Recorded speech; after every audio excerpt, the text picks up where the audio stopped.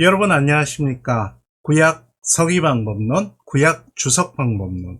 오늘은 지난 시간에 우리가 한 본문 비평에 이어서 여기 보시는 대로 본문의 언어적인 특징과 짜임새를 관찰하는 방법을 함께 공부하도록 하겠습니다.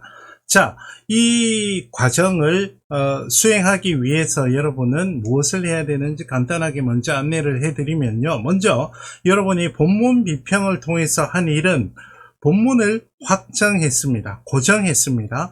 여러 이형들 가운데서 여러분이 가장 오래되었다고 판단하시는 본문 하나를 확정하셨죠. 그랬다면 이제 처음에 초벌 번역도 하셨겠지만 이제 여러분의 고유한 언어로 다시 한번 본문 비평을 거친 상태에서 번역을 해 보십시오.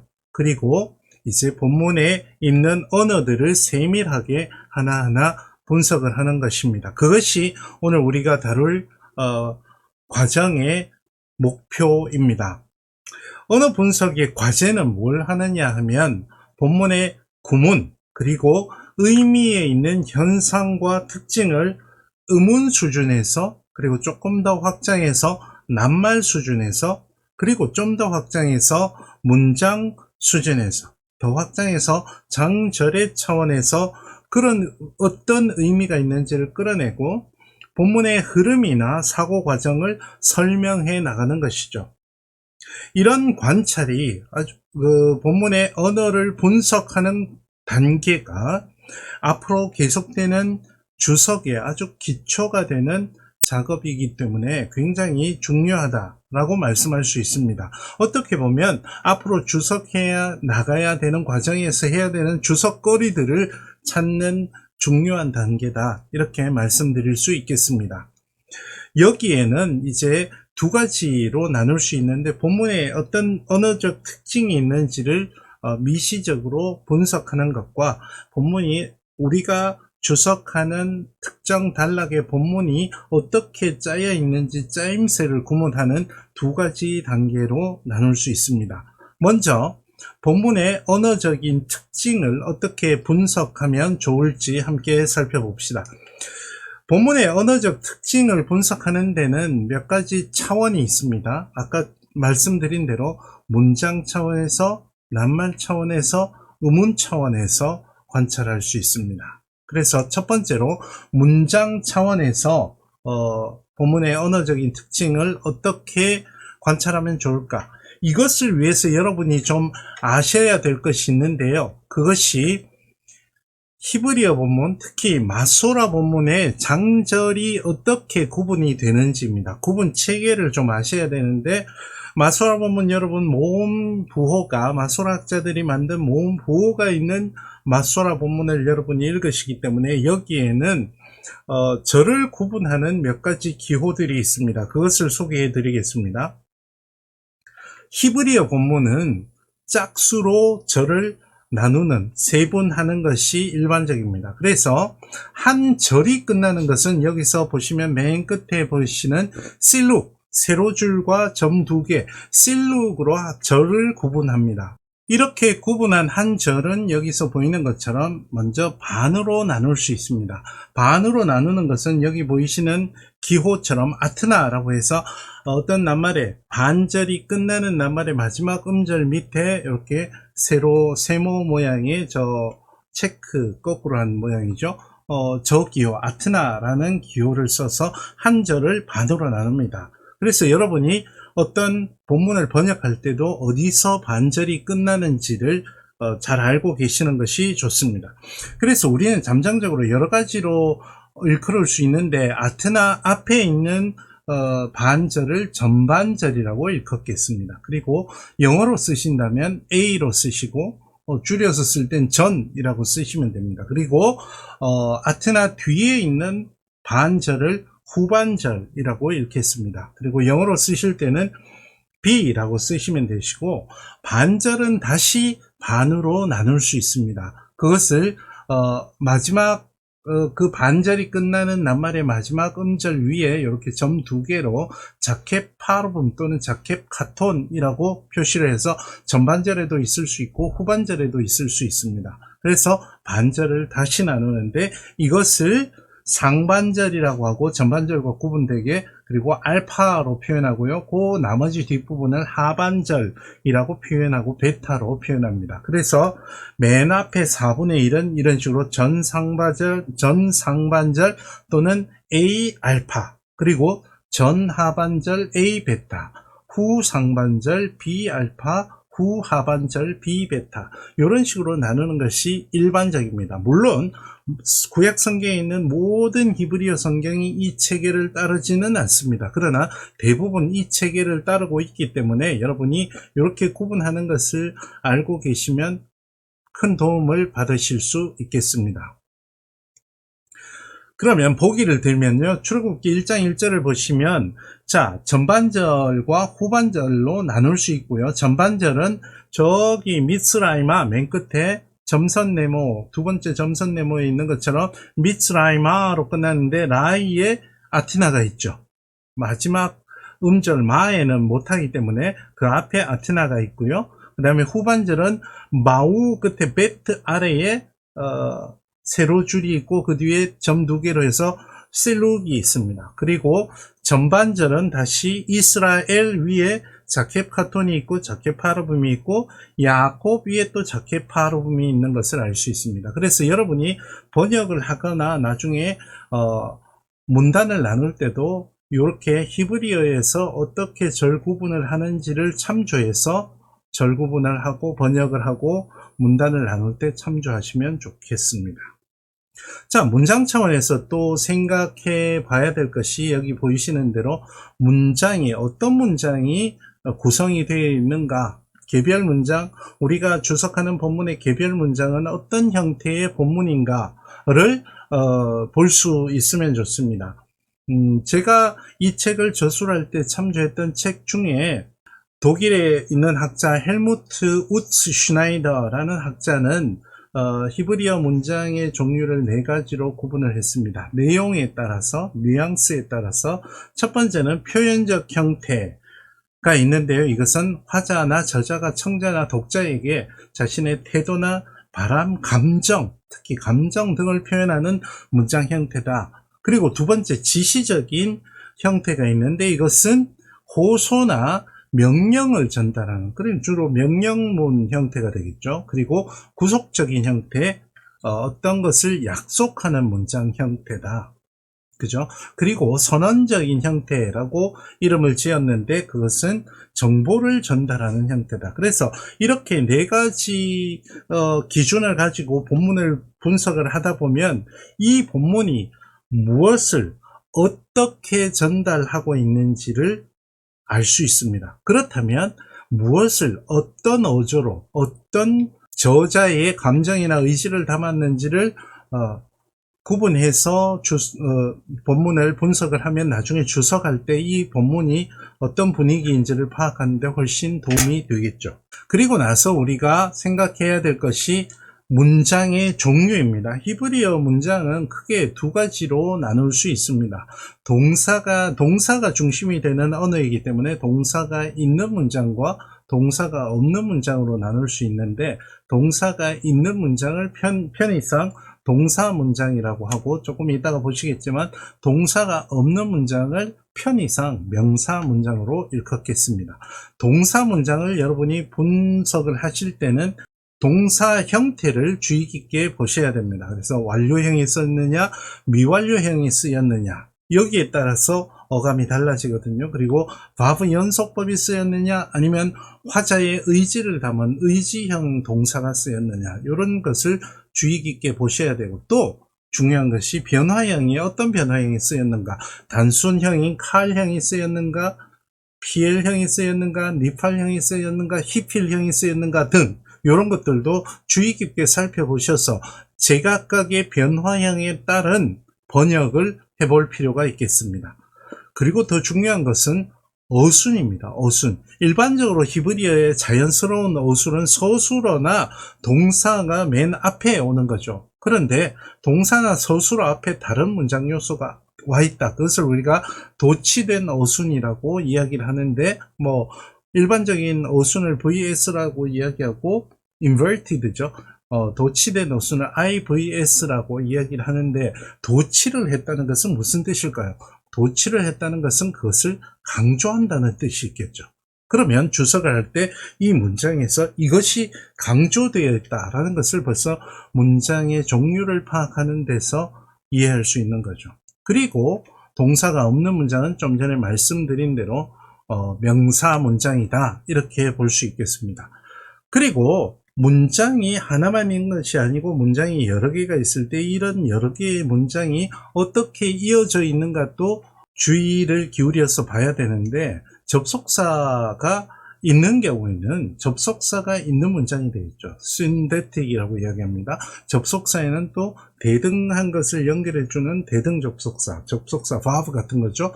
그리고 종속 접속사, 어떤 접속사 이후에 있는 문장이 주절에 종속되어 있는 그런 문장이 있을 수 있고, 그런데 분명히 일반적으로는 접속사가 있어야 할 것 같은데 접속사가 없는 경우가 있습니다. 이런 것도 유의해서 봐야 되는데, 접속사가 있어야 되는데 접속사가 생략됐다, syntheton이라고 이야기하는데, 그럴 때는 다급하고 격정적인 기분을 나타내기 위한 수사법일 가능성이 크다, 이렇게 볼 수 있습니다. 자, 그 다음에 여기서 우리가 문장 차원에서 관심을 가져야 될 수사 장치들을 히브리어의 고유한 수사 장치들이 있습니다. 그런 것들을 한번 살펴보겠는데요. 가장 많은 것이 파랄렐리스무스 멤브로rum이라고 이야기하는 평행법입니다. 히브리어는 좀 전에 말씀드린 것처럼 짝수로 절이 구성되는 것이 일반적이기 때문에, 여기서 보시듯이 짝수로 구성된 것들을 반으로 나눠서 전반절과 후반절이 자구로 대칭을 이루는 경우입니다. 보기를 한번 들어보면, 여기 보시면 잠언 20장 1절 굉장히 많습니다. 많은데 짧고 명확한 보기를 보자면 잠언 20장 1절에서 Let's 하야인 호메르 쉐카르 이렇게 되어 있죠. Let's라는 것은 거만하다 라는 뜻이고, 하야인은 포도주입니다. 전반절에 전상반절과 하반절이 거만하다, 포도주는 A, B 형태로 되어 있는데, 후반절은 호메르 자극적이다, 보면 거만하다와 비슷한 뜻입니다. 그리고 독주 쉐카르는 포도주와 비슷한 개념이죠. 그래서 A, B, A-B-로 이렇게 전반절과 후반절이 순서도 평행하고 낱말들도 평행하는 것을, 이렇게 구성되는 문장의 수사 장치를 평행법이라고 이야기를 합니다. 이 평행법은 두 가지로 나눌 수 있는데, 금방 보셨던 보기처럼 동의적 평행법이 있습니다. Synonymous parallelism이 있는데, 이것은 전반절의 내용과 후반절의 내용이 비슷한 이야기를 하는 거죠. 그에 비해서 전반절의 내용과 후반절의 내용이 반대가 되는 경우 반의적 평행법도 있습니다. 보기를 들자면 잠언 10장에서 전반절을 보시면 지혜로운 아들은 아버지를 기쁘게 한다.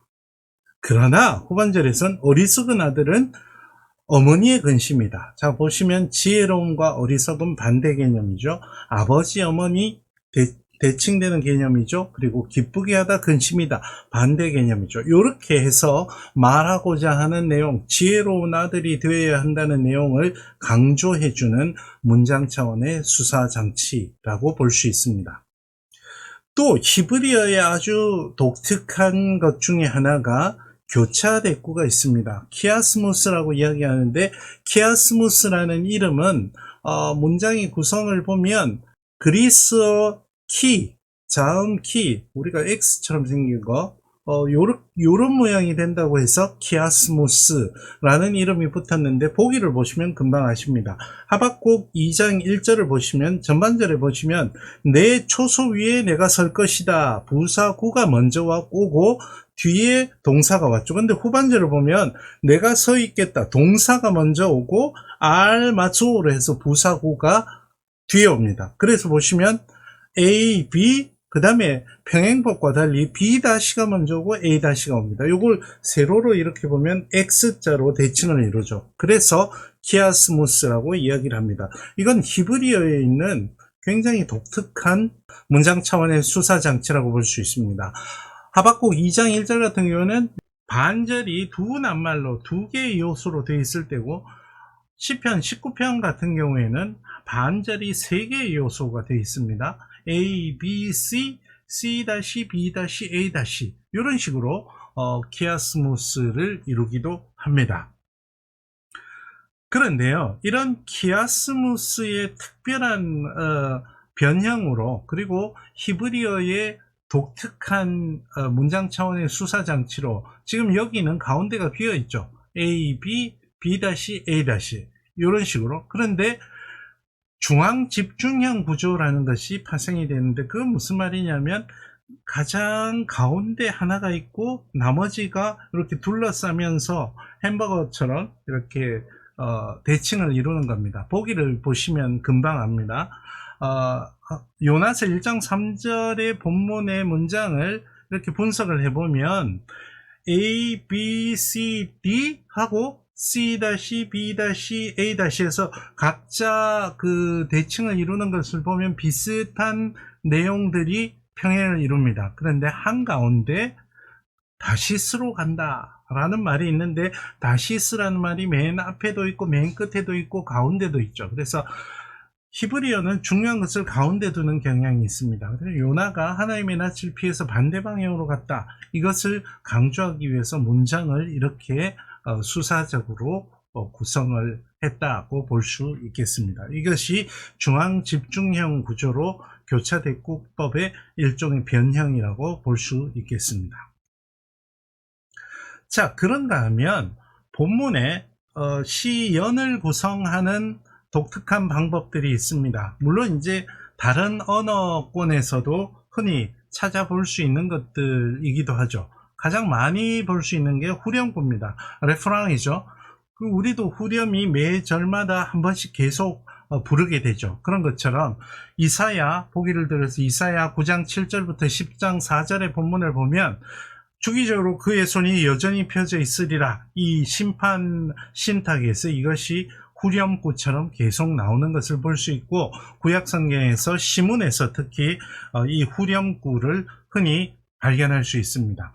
그런가 하면 이것도 이제 히브리어의 독특한 것이기도 하고 뭐 다른 언어권에서도 찾아볼 수 있는데, inclusion, inclusio, 수미상관법이라 그러죠. 그래서 맨 앞에 했던 말을 맨 마지막에 다시 한번 해서 envelope figure라고 하는 것처럼 봉투처럼, 봉투에 관로 닿는 것처럼 구성하는 것입니다. 여러분이 잘 아시는 시편 가운데 시편 8편 같은 경우가 1절에 여호와 우리 주여 주 이름이 온 땅에 어찌 그리 아름다운지요로 시작을 하죠.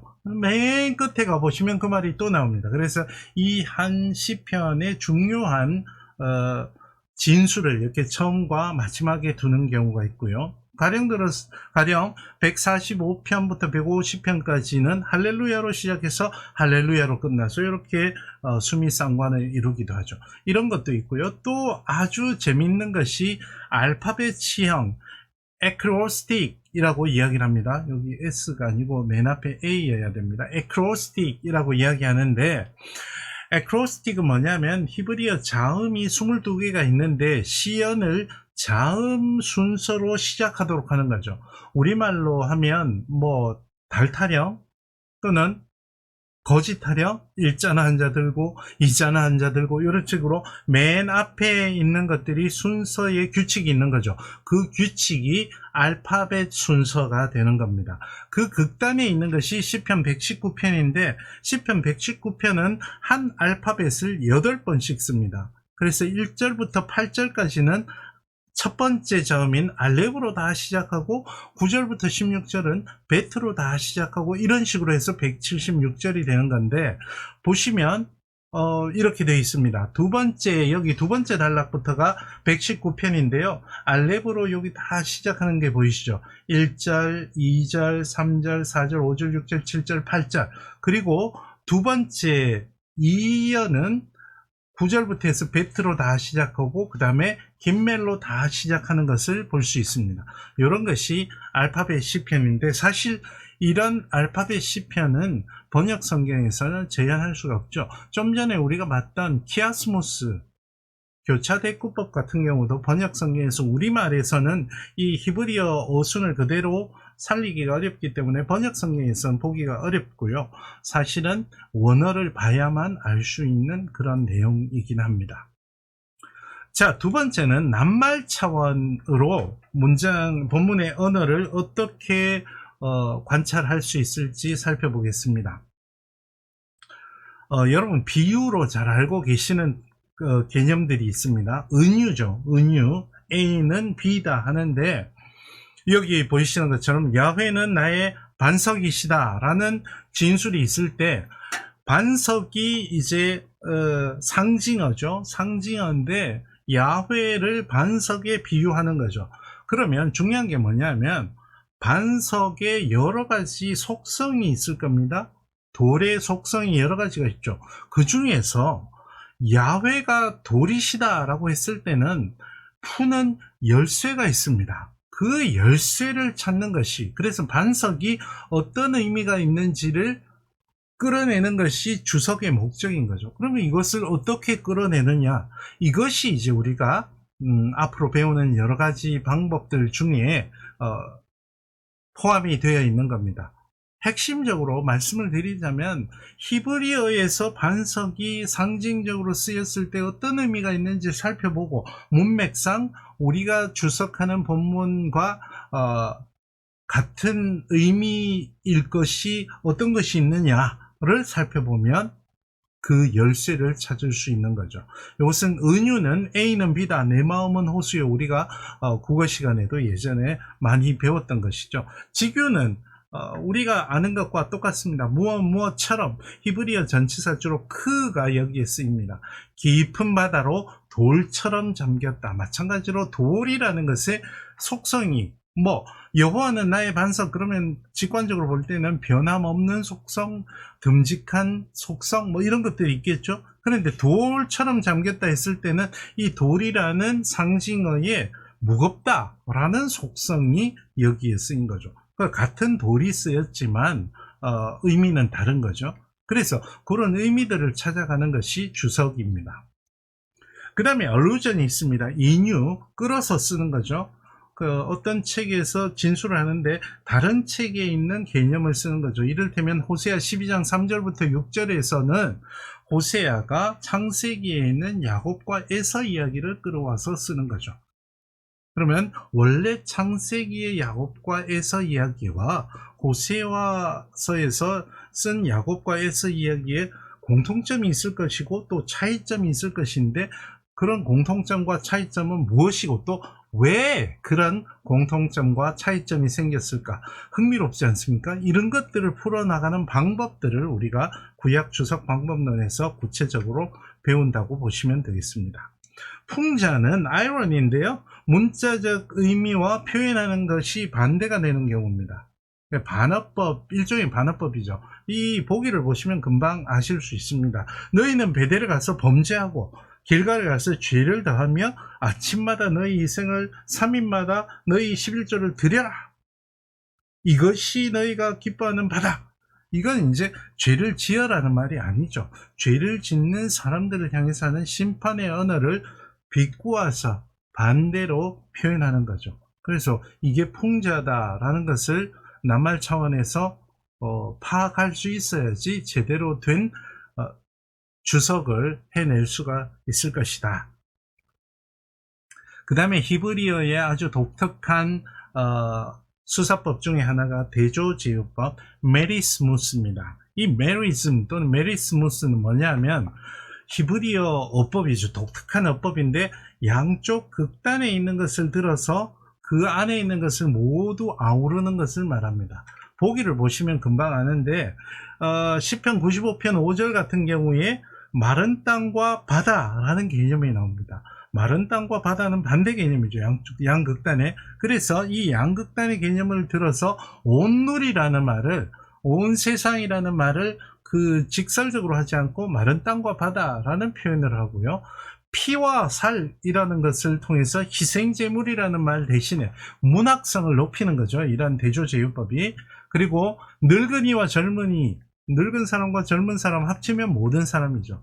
낙타와 광야, 이게 모든 곳을 뜻합니다. 그래서 이런 대조제휴법을 보실 때는 그 개별적인 것을 구체화해서 말하는 것인지 아니면 전체를 아우르는 것인지를 분간하는데 이 대조제휴법을 알고 모르고가 굉장히 중요합니다. 여기는 제가 말씀을 안 드렸지만 창세기 1장 1절 하나님이 태초에 하나님이 하늘과 땅을 창조하셨다.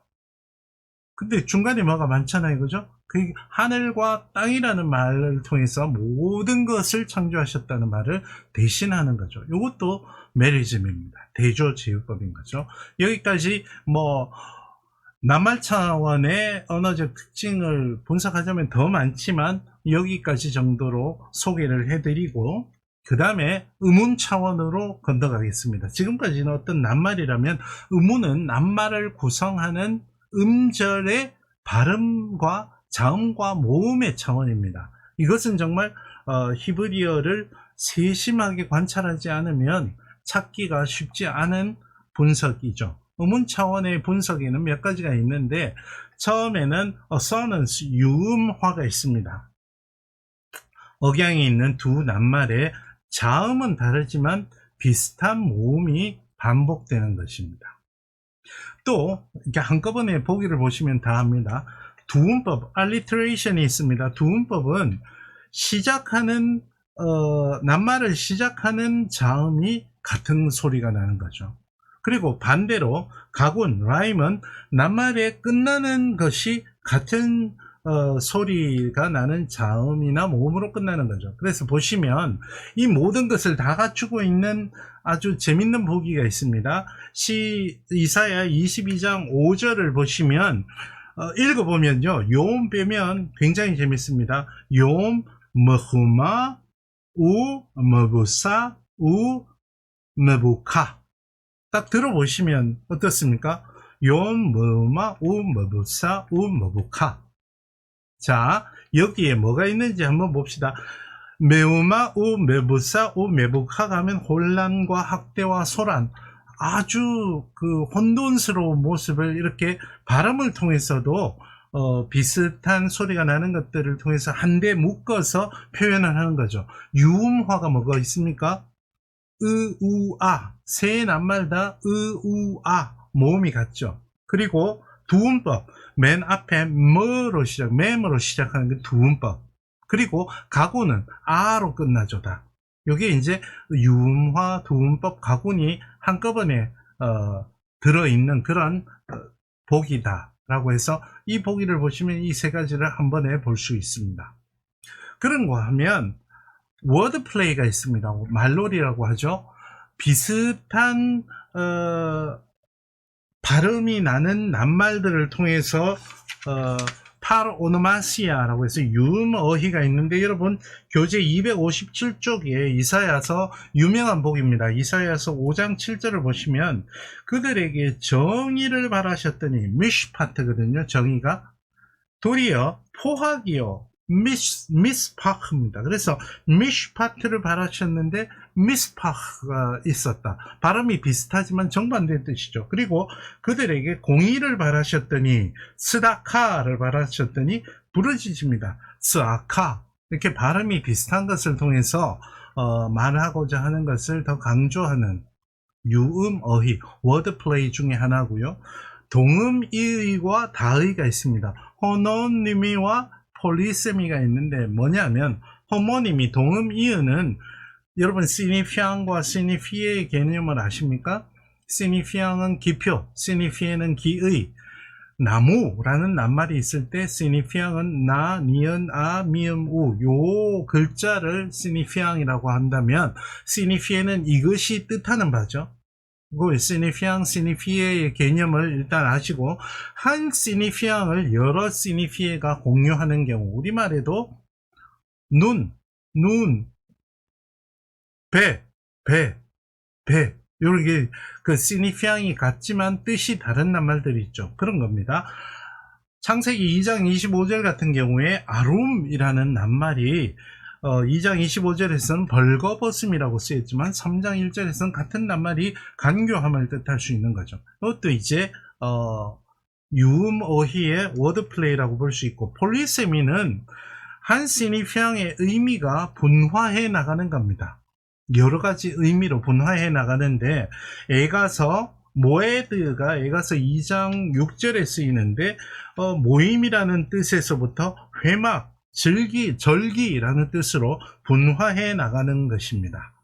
그런 분화해 나가는 같은 시니피앙이 같은 구절에서 쓰이는 거죠. 같은 구절 쓰였지만 그 낱말이 가지고 있는 여러 가지 뜻이 한꺼번에 나오는 것을 폴리세미라고 이야기를 합니다.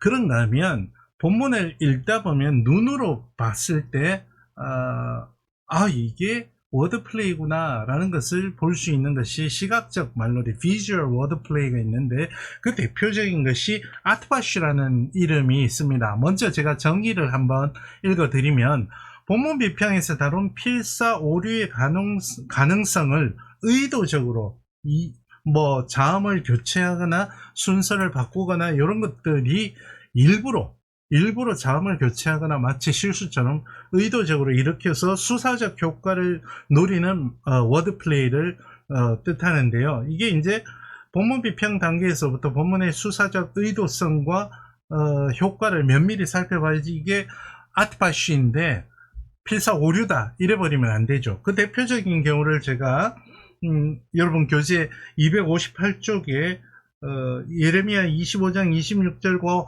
51장 41절에 있는 쉐샤크라는 낱말을 들었습니다. 쉐샤크가 그것만 가지고서는 무슨 뜻인지 모릅니다. 근데 이것이 문맥상 바벨론을 뜻한다는 거죠. 그래서 쉐샤크와 바벨을 가만히 봤더니 재밌는 거죠.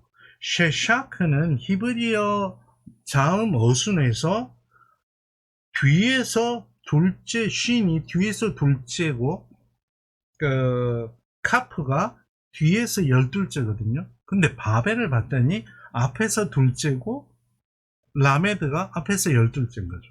이것은 분명히 의도적으로 일부러 바벨을 쉐샤크라고 뒤집어서 말한 것이다. 왜 그랬을까? 이것을 밝혀주는 게 이제 주석이 할 일인 거죠. 그러니까 우리말 번역본만 봐서는 알 수 없는 그런 내용이기 때문에 이런 히브리어의 이런 문장의 차원에서, 낱말의 차원에서, 의문의 차원에서 수사적 장치들이, 수사적 효과들이 있다는 것을 알고 그것들의 가능성을 열어놓고 본문을 하나하나 곱씹으면서 분석해 나가야 이어지는 주석에서 제대로 된 주석을 해 나갈 수 있다라는 것이죠. 처음에는 좀 어려울 수 있지만 자꾸 보면서 히브리어 본문도 여러 가지 보고 해 나가면서 경험을 통해서 익숙해지면 나중에 직관력이 생기는 것입니다. 사실은 직관력보다 더 좋은 것이 있을까 싶기는 합니다. 그래서 보면 감이 오는 것, 이게 참 비과학적인 이야기인 것 같긴 하지만 그 경험이라는 것이 중요하다라는 말씀을 드립니다. 이렇게 분석을 하고 나서는 여러분 훈련 삼아서 또는 나중에 이제 주석을 전문적으로 하더라도 언어적 특징을 분석하는 분석표를 작성하는 연습은 여러분이 좀 해볼 필요가 있습니다.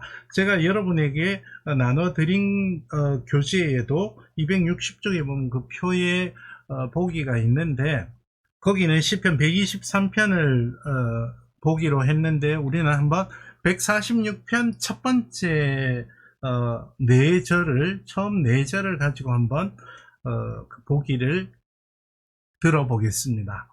할렐루야, 야훼를 찬양하여라 나의 영혼아, 내가 야훼를 찬양하리 일평생 동안. 제가 이제 히브리어 어순을 좀 살리면서 번역을 해놨습니다. 내가 내 하나님을 위해 노래하리 내 살아있는 내내. 여러분은 고관을 의지하지 마시오. 사람의 아들을 말이요, 그를 위해서는 아무런 도움이 없다오. 그의 영혼이 떠나 자기 흙으로 되돌아가니 그날에 그의 계획들은 실패하고 만다네. 이 본문을 이제 주석하기 위해서는 우리가 좀 전에 말한 것처럼 문장 차원에서, 낱말 차원에서, 의문 차원에서 어떤 히브리어 본문의 특징들이 있는지를 분석해야 되는데, 그것을 돕기 위해서 독일어 교재도 그렇고 저도 그렇고 표를 작성하기를 권장합니다. 1절 할렐루야 할렐리 납시 엣 아도나이, 이것을 어떻게 분석하는지를 보십시오. 먼저 할렐루야를 보시면 VS라고 되어 있죠. VS 동사 문장, 할렐루가 동사이기 때문에, 그리고 IMV는 명령형이라는 거죠. 그러니까 일단은 분해를 하는 것입니다. 2인칭 남성 복수. 그리고 후반절은 할렐리, 이것은 자 2인칭 남성 복수라고 되어 있는 저기 2인칭 EFS가 되어야 됩니다. 여성이죠. 할렐리 그러면. 자, 그래서 낱말 차원에서 보시면 문장 차원에서는 둘 다 동사 문장이다 라고 했고, 낱말 차원에서는 할렐루야, 야훼를 야로 했다는 거야. 여러분이 본문을 분석하시면서 발견한 특징들을 적어 주시면 됩니다. 그리고 그것이 이제 2절이 2인칭 여성 단수 명령형, 같은 할랄 동사에 2인칭 여성 단수 명령형이 되어 있다는 것이 주어가 내 영혼이다. 내 영혼, 내 패시가 여성이기 때문에. 그리고 의문 차원에서는 할리 납시 해서 가군, 이가 있다. 이런 것들을 보시는 거죠. 그리고 활용론은 이제 좀 전에 문장의 형태들을 보는 겁니다. 첫 번째는 지시적 형태, 명령문이기 때문에 후반절도 마찬가지로 지시적 형태고, 내용을 한번 여기다 써보시는 겁니다.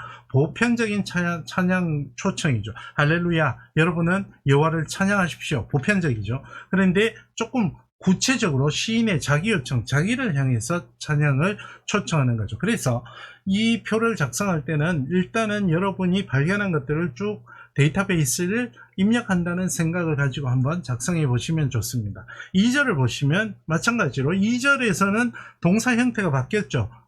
의지형 동사 1인칭 청유형 코오타티프로 바뀌었다.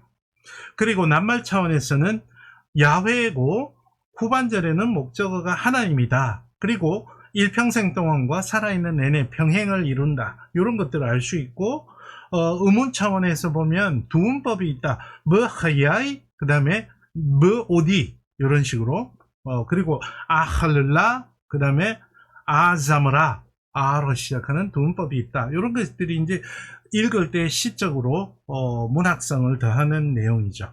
그 다음에 의지형이기 때문에 앞에서 보시면 표현적 형태가 되는 거고, 내 일평생 동안 살아있는 내내 찬양의 지속성, 이거 뭐 특별히 정해진 용어가 있는 것이 아니고 여러분이 분석하는 본문의 내용을 보고 한번 이름을 적어보는 겁니다. 적어보고 나중에 이제 수정하면 되니까 이건 결과적으로 주석에 들어갈 필요는 없습니다. 이건 기초 자료이기 때문에. 하지만 제가 강의실에서 여러분에게 그 주석 보기를 작성하기를 요청할 때는 이 표도 같이 저한테 보여주셔서 여러분이 공부하는 과정을 제가 점검할 수 있다면 좋겠다 싶습니다. 3절을 보시면 VS는 똑같고 prohibition에서 금지 명령 R이 있죠. 의지형의 부정형이죠. 그리고 고관들, 사람의 아들, 여기에 이제 야훼 하나님과 대조되는 개념들이 낱말 차원에서 나온다. 그리고 두운과 가군이 있다.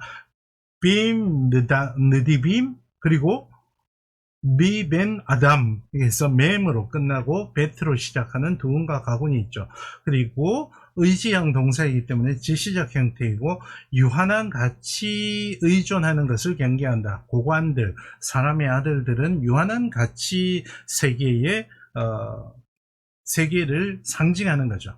그래서 경계하는 것이고, 후 하반절을 보시면 이게 이제 흔히 쓰는 것은 아니지만 관계사죠. 그래서 관계문이고요. 그 안에는 동사가 없는 명사 문장이다. 그리고 낱말 차원에서 보면 도움이 없다라는 것을 이야기하고 있다. 그래서 선언적 형태, 정보를 전달하는 거죠. 그리고 내용으로 보면 인간의 무력함을 나타낸다. 이런 식으로 분석해 나가면 됩니다. 4절 전반절 같은 경우에는 미완령이 쓰였죠.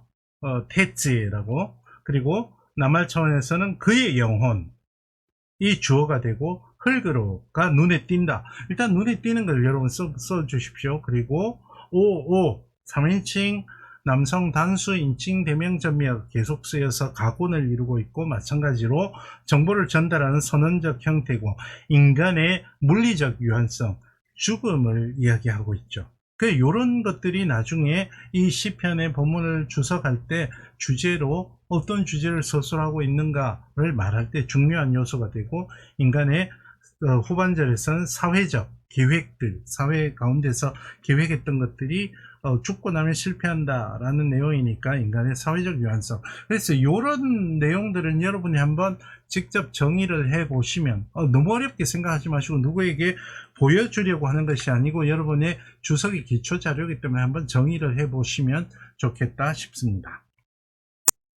이렇게 본문의 언어적 특징을 분석하고 난 다음에는 본문의 짜임새, 단락을 구분하는 거죠. 단락 나누기가 이미 주석의 반 이상을 하는 것이라고 저는 감히 이야기할 수 있습니다. 그리고 여러분이 나중에 여러 가지 주석서들을 비교해 보시면 알겠지만 주석서마다 단락 나누기가 동일하지 않습니다. 그래서 단락 나누기가 조금씩 다른데, 그것은 본문을 어떤 관점에서 어떤 의미를 끌어냈느냐에 따라서 조금씩 달라질 수 있으니까 다른 주석자들의 단락 나누기에 너무 의존하지 마시고 여러분의 독자적인 단락 나누기를 해보시는 것이 중요합니다. 그러기 전에 먼저 여러분이 페토카와 세투마, 의미 단락 구분이었죠. 페토카가 열린 한 줄 띄우는 거였잖아요. 그래서 좀 더 큰 의미 단락 구분이라면 세투마는 들여쓰기를 한 거였잖아요. 필서본에서. 그래서 좀 더 작은 의미 단락 구분인데, 여러분 먼저 베하에스를 보시면서 페토카와 세투마가 여러분이 주석하는 본문에 있는지를 찾아보는 것이 중요합니다. 그런데 사실 교재에도 제가 넣었지만 필사본마다 페토카와 세투마의 전통이 조금씩 다르기는 합니다. 그러나 여러분이 이제 히브리어 필사본을 다 볼 것이 아니기 때문에 여러분은 베하에스에 있는 페토카와 세투마를 좀 잘 구분을 해 보시고 여러분 단락 나누는데 1차적인 그 기준으로 삼으시면 좋겠습니다. 그리고 나서는 본문의 언어에 있는 내적 서로 어떻게 연관되어 있는가를 잘 관찰해야 되는데, 언어적 특징 분석, 아까 제가 표를 만들었지 않습니까? 그렇게 딱 보면 맨 끝에 화용론에서 내용을 요약할 때 보면 내용이 어디에서 나눠지는 부분이 있을 겁니다. 그런 것들을 먼저 잘 관찰을 하시고요.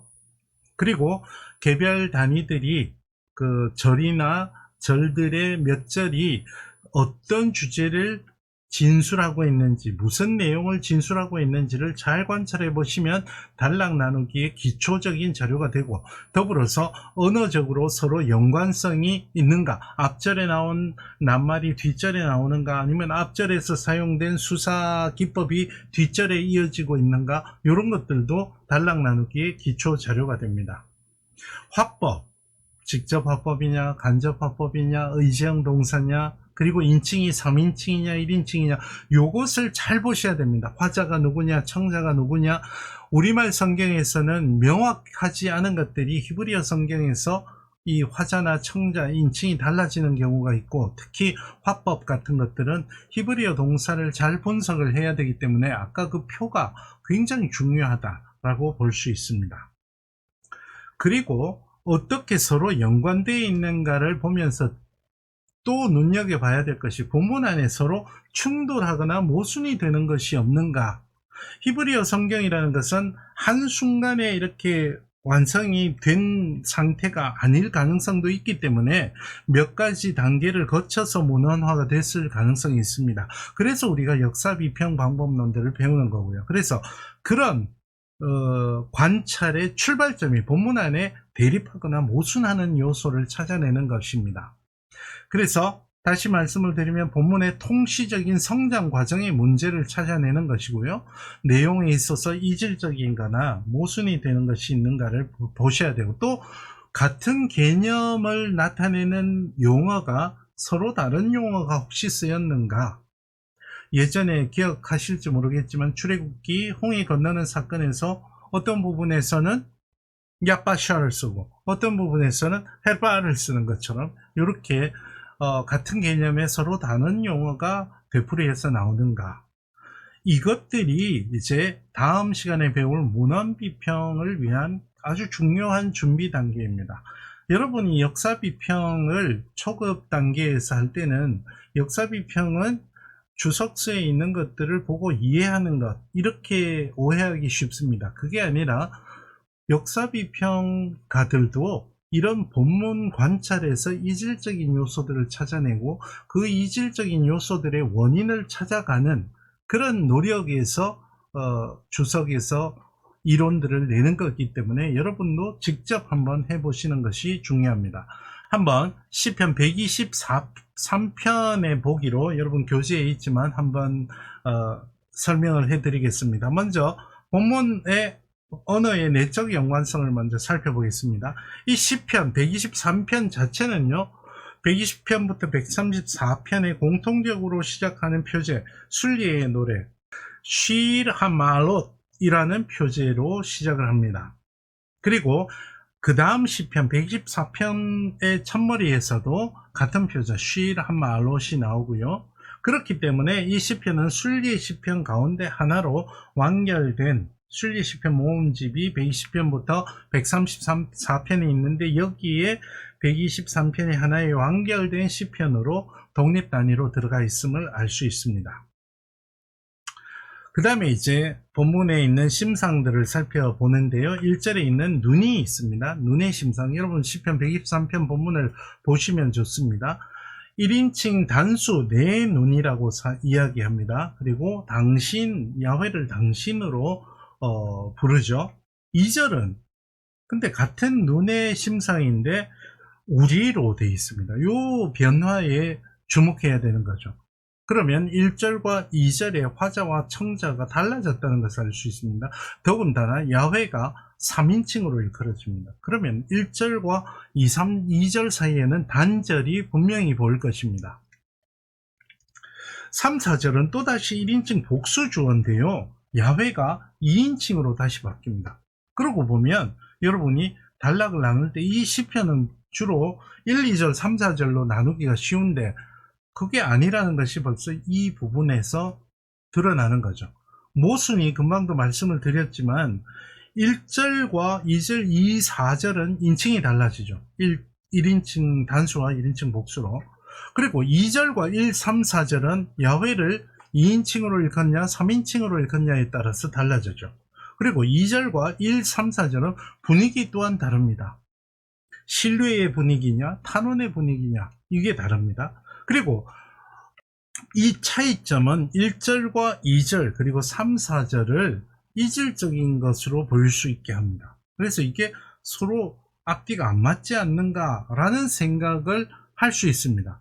하지만 1, 2절은 눈의 심상으로 이어집니다. 아까 말씀드린 것처럼. 그리고 2절과 3, 4절에는 은혜 베푸소가 이어져서 이질적인 것으로 보이지만 서로 연관되고 있어요. 그 대신에 서로 다른 단락으로 관찰해야 된다는 것은 우리가 알 수 있습니다. 이질적인 요소가 이 시편을 분해하도록 하는 것이 아니라 단락을 나눠서 제각각 관찰해야 된다라는 것을 우리에게 말해준다는 거죠. 짜임새의 개요를 어떻게 쓰냐 하면 각 부분의 특징을 짧은 문구로 설명하는 거죠. 여러분 짜임새를 나눌 때 교회에서 목사님들이 설교할 때를 생각하면 대지, 짧은 대지 있죠. 첫째는 무엇입니다. 1절부터 3절은 무엇입니다. 이런 식으로 말하는 짧은 문구로 설명하고 특징적인 본문의 문구도 같이 넣어주는 것도 좋습니다. 이 특징적인 문구들이 히브리어에서 확인해서 함께 써주면 나중에 주석을 계속해 나갈 때 이 중심 개념으로 쓰일 수 있기 때문에 굉장히 중요하다. 그래서 123편의 짜임새를 보면 1절은 고백이다. 야훼께 내가 눈을 듭니다 라는 것으로 고백을 나타낼 수 있고요. 은혜 베푸소서 해서 3, 4절은 간구로 볼 수 있습니다. 고백과 간구로 1, 3, 4절이 이 시편의 양가에 있다면 그 고난의 상황을 나타내는 거죠. 그래서 2절은 신뢰의 표현을 하는데 1절에서 눈이 나왔던 것을 그대로 보는 거죠. 이 야훼께 눈을 드는 심상이 신뢰의 마음이다 라는 것을 종이 주인을 보는 것으로 비유를 해서 설명을 하죠. 그리고 언제까지 바라보느냐? 하나님께서 은혜 베푸실 때까지 내가 하나님을 바라보겠습니다 라는 말은 신뢰가 없이는 할 수 없는 말이죠. 그러니까 우리에게 은혜 베풀어 주십시오. 단락 나누기가 자연스럽게 됐잖아요. 이 단락 나누기를 하는 것은 지금까지 제가 봤던 것처럼 본문을 관찰하면서 내적 연관성이 어떤 것이 있는가, 이질적인 요소가 어떤 것이 있는가를 찾아보는 그런 단계를 거치면서 단락 나누기가 이루어졌다는 것을 알 수 있습니다. 여러분도 여러분이 선택한 본문을 가지고 한번 해보시면 좋겠습니다. 자, 이런 본문의 언어적 특징과 짜임새는 여러분이 주석을 하기 위해서는 완결된 문장으로 작성을 해줘야 됩니다. 표만 나타낼 수는 없으니까 이런 본문의 언어적 특징 분석표는 실제로 주석 과제물을 작성할 때는 풀어서 말로 설명해 줘야 될 필요가 있습니다. 그래서 여러분이 교재 맨 뒤에 보면 449쪽부터 본문의 짜임새와 역사적 배경에 본문의 언어적 특징과 본문의 짜임새 구분하는 것이 표와 그것을 어떻게 말로 설명하는가를 보기가 있으니까 한번 살펴보시면 좋겠습니다. 오늘 함께 나눈 언어 분석, 본문의 언어 분석은요, 사실은 통과 의례라기보다는 주석을 하기 위한 매우 중요한 본문 분석의 단계이기 때문에 여러분이 잘 복습하고 살펴보면 좋겠다 싶습니다. 다음 시간에는 이제 본격적으로 우리가 찾아낸 여러가지 주석거리들을 어떻게 해결해 나가는지 방법론들을 다루도록 하겠습니다. 여러분 수고하셨습니다. 다음 시간에 또 뵙겠습니다.